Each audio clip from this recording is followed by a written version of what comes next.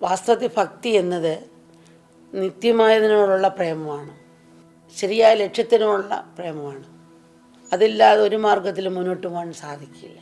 സയൻസിനെ കുറിച്ച് പുസ്തകം എഴുതിയാലും ചരിത്രത്തെക്കുറിച്ച് പുസ്തകം എഴുതിയാലും അതെല്ലാം ഉപയോഗിക്കുന്നത് അക്ഷരമാലയിലെ അക്ഷരമാണ്. അതുപോലെ എല്ലാ മാർഗങ്ങൾക്കും അടിസ്ഥാനമായുള്ളത് ഭക്തിയാണ്. ഭക്തി എന്നാൽ ഇടതടവില്ലാത്ത ഈശ്വര സ്മരണയാണ്. ഒരു ചെറിയ നീർച്ചാല പോലെ അത് ഹൃദയത്തിൽ ഉണരുന്നു.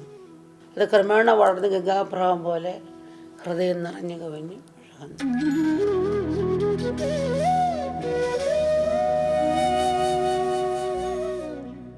അതിൻ്റെ ശക്തിയിൽ എല്ലാ വിഷയവാസനകളും കാമനകളും ദുർബലമായി തീരുന്നു. അങ്ങനെ നമ്മുടെ മനോമാലിന്യങ്ങൾ അകലുന്നു. ക്രമേണ ദേഹബോധത്തെ അതിക്രമിക്കുന്ന അലൗകികപ്രമായി അത് വളരുന്നു. ഗോപികൾക്ക് അവിടെ നിന്നായി ഒന്നായി ചേരാൻ വേണ്ടിയുള്ള ആ ഒരു പടച്ചിൽ എപ്പോഴും ഉണ്ടായിരുന്നു. കറക്കിട്ട മത്സ്യം പോലെ കൈ പൊള്ളിയാൽ എങ്ങനെ എത്രയും പെട്ടെന്ന് വെള്ളത്തിൽ കൊണ്ട് മുക്കാനുള്ള ആഗ്രഹം പോലെ ആ ഒരു ഭാവം ഗോപികൾക്കുണ്ടായിരുന്നു. മുളക് പാത്രത്തിൽ കൃഷ്ണ, മല്ലിപ്പാത്രത്തിൽ മുകുന്ദ, മഞ്ഞൾ പാത്രത്തിൽ മുരാരെ, അല്ലേ ഗോവിന്ദ, അങ്ങനെയൊക്കെ എഴുതി വച്ചിരിക്കുക. അപ്പോൾ ഈ കണ്ണാടി കൂടിയാണ് അവരെല്ലാം അത് കാണുന്നത്. ഈശ്വരൻ്റെ കുടി കാണുന്നു, എല്ലാം കാണുന്നത്. അപ്പോൾ ആ ഒരു ഭാവത്തിലേക്ക് ഗോപികളുടെ ഭാവം നോക്കിയിട്ട്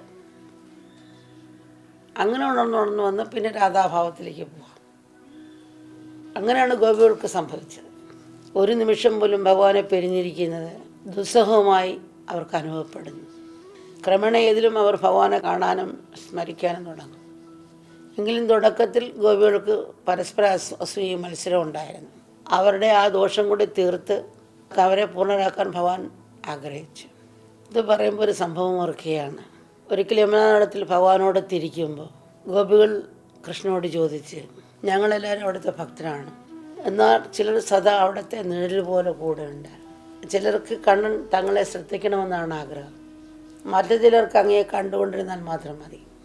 താനായിരിക്കണം കണ്ണൻ ഏറ്റവും പ്രിയപ്പെട്ട ആൾ എന്നാണ് ഓരോ ഗോപികളുടെ ആഗ്രഹം. ലോകത്തിലുള്ള ചിലരാണെങ്കിൽ അങ്ങയെ വെറും ഒരു സാധാരണക്കാരനായി കാണുന്നു.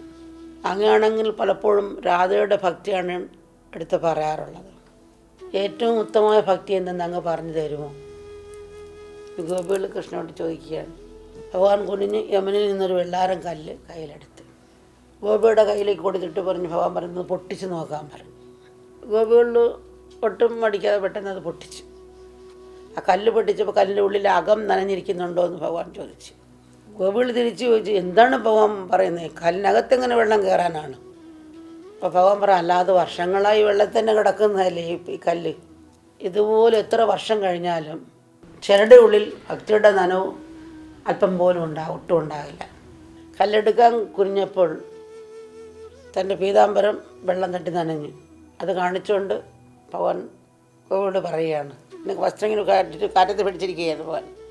എന്നിട്ട് ചിരിച്ചുകൊണ്ട് പറയുന്നത്, നിങ്ങൾ നോക്കിയേ, ഈ കാറ്റടിച്ച് ഇപ്പോൾ വസ്ത്രം ഉണങ്ങിയല്ലോ. ഇതുപോലെ പ്രതികൂല സാഹചര്യത്തിൽ ചിലരുടെ ഭക്തിയും ആവിയായി പോകും.